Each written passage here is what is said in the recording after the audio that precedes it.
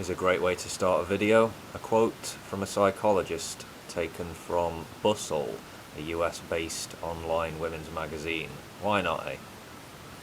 Dr. Guy Winch said, "In our evolutionary past, when we were hunter-gatherers and living in tribes, if we were ostracized from the tribe, or if we were kicked off the island, we would die. We couldn't survive alone. So, we developed this early warning mechanism of rejection.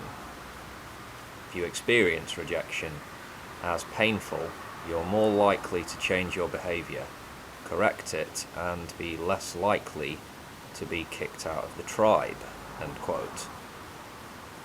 So, it's true to say that we're wired in a certain way, wired as social creatures. But it's also true that certain behaviours, or if you like, wired in emotional responses that were not just useful, but essential in the evolutionary past, are not particularly useful anymore, certainly not life and death level important anyway. But the behaviours persist, don't they? Nature isn't this perfect, wholly beautiful thing as some would have it. In fact, it's kind of crude and brutal, and obviously ourselves being a part of the natural world, we can be crude and brutal too. And stupid. Being cruelly rejected by a girl for the first time. Yeah. Do you remember the pain, the humiliation, the gut-churning resentment? Good times. Character building. Yeah. Where am I going with this shit? Okay. Understanding yourself isn't as easy as flipping a switch or listening to one or two motivational speeches and thinking you have all the answers. It takes years and decades to figure out what's going on in the world, what's going on with your fellow human beings. And the more you learn, the more you reflect and ponder. And maybe you will go through the gears of frustration as you deal with people's bullshit. My advice to people is read. Study biology, study psychology. Try to view the world from an evolutionary perspective, but do your own research. Don't just listen to one or two so-called experts and call it a day. Listen to many different voices, and don't become trapped in an echo chamber.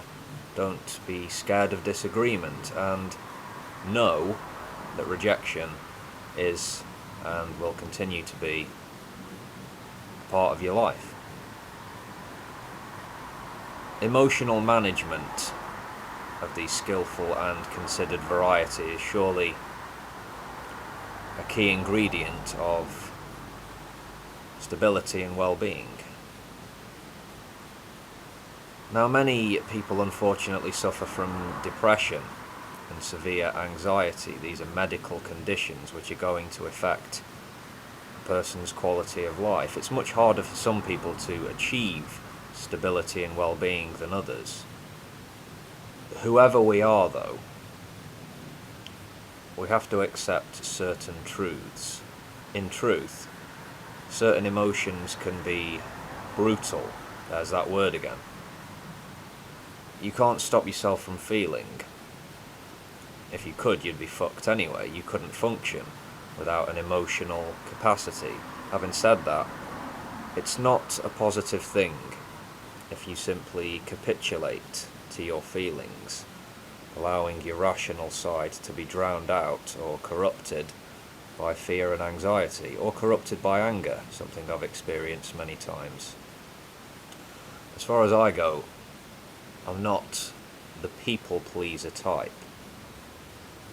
I know many are, but I'm not. I've been mistaken for that person a few times, and I've given a few people a rude awakening, made a few enemies, ruffled a few feathers.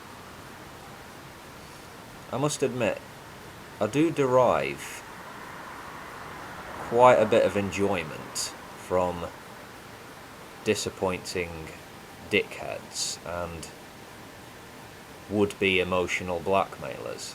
Yeah, I do. I enjoy it. So sometimes I can be blunt and less than friendly. But I'm going off on a tangent here.